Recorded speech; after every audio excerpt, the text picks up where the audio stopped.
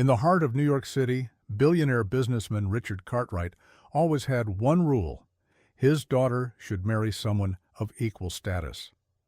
When 25-year-old Claire, his only child, falls for an unassuming farmer named Jake from upstate New York, Richard is outraged. Determined to teach both a lesson, he forces Claire to marry Jake, thinking she'll soon regret it. But what he uncovers about Jake's past will change everything he believes about money, love, and the true measure of success. What would you do if someone you underestimated turned out to be extraordinary? Stick around to see how this shocking story unfolds, and don't forget to comment where you're watching from. Richard Cartwright was the epitome of success, a self-made billionaire whose empire stretched across New York City. His towering penthouse overlooking Manhattan was a symbol of his power. His daughter Claire, however, was nothing like him. With her love for art and her heart set on helping others, Claire spent more time volunteering at shelters than attending her father's high-profile galas. On a weekend retreat upstate, Claire met Jake, a quiet, hard-working farmer who ran a small, sustainable vegetable farm. His humble life and genuine personality captivated her, and what started as friendship quickly blossomed into love. But when Claire introduced Jake to her father, the meeting was a disaster. Richard dismissed Jake immediately, scoffing at his modest clothes and simple manners. "He'll never be good enough for you," he sneered. Claire, determined to follow her heart, stood her ground. Furious, Richard gave her an ultimatum: marry Jake or risk being cut off from the family fortune. Against all odds, Claire chose Jake, leaving behind her comfortable life in Manhattan. But Richard wasn't done. He decided to monitor their marriage, convinced she would come crawling back in no time. Claire adjusted to life on Jake's farm, far removed from the luxuries of Manhattan.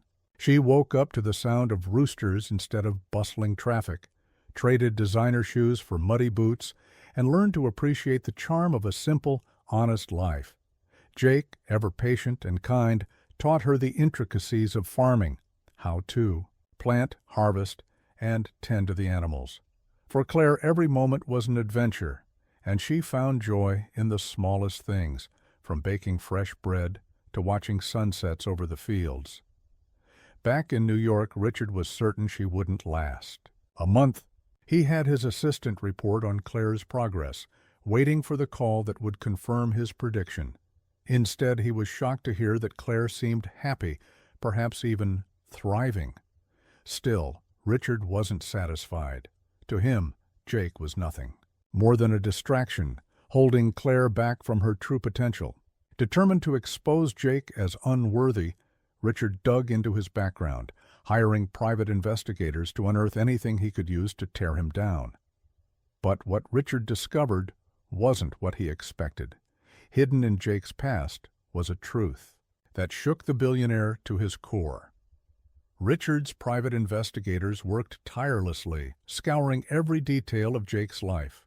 To Richard, it was just a matter of time before they uncovered a dark secret or proof of Jake's incompetence. When the report finally landed on his desk, he opened it with a triumphant smirk. But what he read left him speechless. Jake wasn't just a simple farmer. Years ago, he had been a top student at an Ivy League university, studying environmental engineering with a full scholarship. He had even developed a groundbreaking irrigation system that could revolutionize farming in drought-prone areas. But tragedy struck when his parents, lifelong farmers, passed away unexpectedly. Jake had given up his career to save their struggling farm, dedicating himself to preserving their legacy. Richard refused to believe it. "This must be a mistake," he muttered. How could someone with such potential willingly sacrifice a future of wealth and success for a life of toil? Intrigued, Richard dug deeper, discovering that Jake's irrigation designs were still being used globally, credited to corporations that profited off his work without giving him recognition. For the first time, Richard felt a pang of respect for Jake. But instead of admitting he was wrong, he devised a plan to test him, determined to prove Jake's sacrifice wasn't noble, but naive. Richard decided to put Jake's character to the test. Without revealing his intentions, he contacted one of his business partners, an influential investor in agricultural technology, to approach Jake with a lucrative offer. The deal was simple: sell the farm in exchange for a high-paying position in New York City, along with full control of his original irrigation designs. When the investor showed up at the farm, Jake was caught off guard. The offer seemed too good to be true, but the man presented undeniable facts. This deal could secure Claire's future, allowing them to live comfortably without the daily grind of farm life. Jake wrestled with the decision, knowing the farm was more than just land. It was a part of who he was and a connection to his late parents. Claire noticed Jake's unease and pressed him to share what was going on. "You've always told me this farm was your dream," she said gently. "Don't let anyone take that away from you, not even me." Jake thanked her for her support, but he was torn. Accepting the offer would ease their financial burdens, but at what cost? Meanwhile, Richard waited impatiently for news, certain Jake would cave under the pressure, but Jake's response would surprise everyone, especially Richard, and lead to a confrontation that would change their relationship forever. Jake spent a sleepless night reflecting on his values and the future he wanted with Claire. The weight of the decision bore down on him: sell the farm and ensure security, or stay true to his roots and the legacy of his parents. Meanwhile, Claire reassured him, "Whatever you choose, I'm with you." The next morning, Jake made his decision. He called the investor to the farm and with a firm handshake, turned down the offer. "This farm isn't just land to me," Jake said. "It's my family's legacy and I won't give that up, not for any price." The investor, surprised by Jake's conviction, reported the news back to Richard. Richard, however, wasn't pleased. Instead of admiration, he felt frustration. "He's a fool," Richard muttered, pacing in his penthouse office. To him, Jake's refusal wasn't noble. It was short-sighted. Determined to teach him a lesson, Richard decided to visit the farm himself, intending to confront Jake and reveal that the investor was part of his plan. When Richard arrived unannounced, Claire was shocked to see her father standing in the driveway of their modest farmhouse. "What are you doing here?" she demanded. Ignoring her question, Richard went straight to Jake, sizing him up with a sharp gaze. "I'll give you one last chance," Richard said. "Take the deal or you'll regret it. I don't care how noble you think you are, this is a once-in-a-lifetime opportunity." Jake stood his ground. "With all due respect, Mr. Cartwright, I don't measure success by how much I own. I measure it by how much good I can do." Richard stared at Jake, baffled by his resolve. For the first time, he wondered if he had misjudged the man entirely.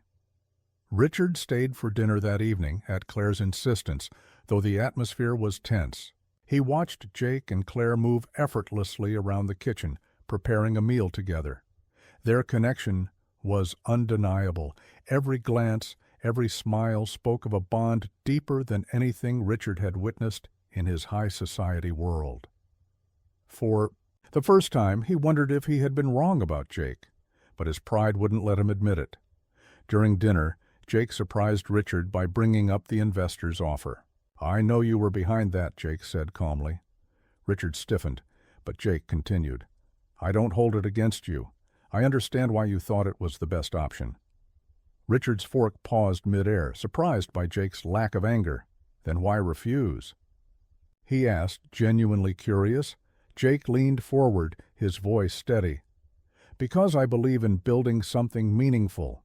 This farm isn't just dirt and crops. It's a way to give back, to sustain the community, and to honor my parents' sacrifices. That's worth more to me than money." For a moment, Richard said nothing. He looked around at the small dining room, the hand-me-down furniture, and the warmth that filled the space. It was a stark contrast to his sterile penthouse, where success was measured in dollar signs and deals. Claire, sensing a shift in her father, added softly, "Dad, maybe it's time you looked at success differently. It's not always about winning." Sometimes it's about holding on to what matters. Richard couldn't find the words to respond.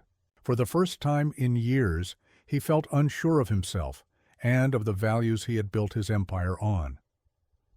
Richard returned to Manhattan, but the visit to the farm lingered in his mind. His encounter with Jake had stirred something he hadn't felt in years, a sense of inadequacy about the life he had built. Sitting in his luxurious penthouse, surrounded by the trappings of wealth, Richard felt an unfamiliar emptiness. The warmth and purpose he saw in Jake's life stood in sharp contrast to his own. Determined to assert his beliefs, Richard made one final move. He filed a formal offer to purchase Jake's farm through one of his shell companies. The offer was astronomical, far beyond the land's market value, and accompanied by a note, "Everyone has a price. Prove me wrong." When Jake received the letter, he was furious. He showed it to Claire, who immediately knew her father was behind it. "This has gone too far," she said, urging Jake to confront Richard directly. But Jake had a different idea. Instead of reacting with anger, he invited Richard back to the farm for a community event, a harvest festival they had been organizing for weeks. Reluctantly, Richard agreed, thinking it was another chance to sway Jake. However, when he arrived, he was struck by the sheer joy and camaraderie of the people. Neighbors, families, and volunteers all came together to celebrate the land and what it provided. Jake gave a heartfelt speech about resilience, community, and how the farm was more than a livelihood. It was a sanctuary for everyone involved. As Richard stood in the crowd, watching the genuine connections around him, he began to feel the cracks in his own worldview deepen. For the first time, he wondered if Jake's way of life was not foolish, but profoundly meaningful. As the festival continued, Richard found himself unable to leave. Something about the sense of unity and purpose among the crowd held him captive. He watched as Jake moved through the gathering, greeting neighbors and thanking volunteers with a humble gratitude that Richard had never seen in his world of corporate power. Claire joined her father near the barn, her arms crossed as she studied. "Him. What's wrong, Dad? You've been quiet all evening."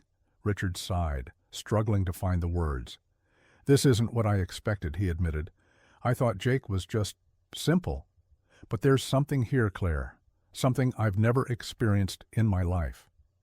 Claire softened, finally seeing a glimmer of the father she had hoped to reach. "This is why I love him, Dad. He doesn't measure life by money or success. He measures it by the lives he touches. Maybe you could learn something from him." Later. That evening, Jake approached Richard. "I know what you're trying to do, Mr. Cartwright," Jake said, his voice calm but firm. "And I get it. You want the best for Claire.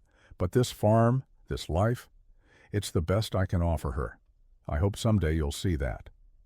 For the first time, Richard felt humbled. In that moment, he realized that his wealth and influence couldn't buy the things Jake had built: love, respect, and purpose. Extending his hand, Richard said, "Maybe I've been wrong about you, Jake. You're a better man than I gave you credit for." Jake hesitated, then shook his hand. It's never too late to change. Weeks after the festival, Richard began making subtle changes in his life. He started spending weekends upstate, visiting the farm, not just to see Claire, but to observe the simplicity and purpose Jake had embraced. Each visit seemed to chip away at the walls Richard had built around himself, replacing cynicism with a quiet admiration. One Saturday, Richard approached Jake while he was tending to the fields.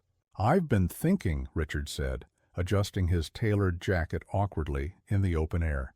"Your irrigation designs, they deserve to be seen by the world. I want to help you bring them to market, but only if you want to." Jake was stunned but cautious. Why the sudden change of heart? Richard looked down, uncharacteristically vulnerable. "Because I see it now. Success isn't just about what you can take, it's about what you can give, and you've given more than I ever have." Together they partnered on the project, ensuring Jake's innovations reached struggling farmers worldwide. Jake's farm remained the heart of his life, and the income from the project allowed him to expand his efforts to help others. Meanwhile, Richard grew closer to Claire and Jake, finding joy in the simplicity he once mocked. For the first time, he began to question not only his definition of success, but also the legacy he wanted to leave behind. In the end, Richard wasn't just changed, he was inspired. And as the sun set over the farm one evening, he turned to Claire with a smile.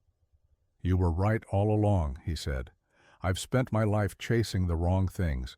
But thanks to you and Jake, I think I finally understand what matters." If you love this story of transformation and redemption, let us know by rating it 110 in the comments. Don't forget to like, subscribe, and share it with someone who'd enjoy this uplifting journey.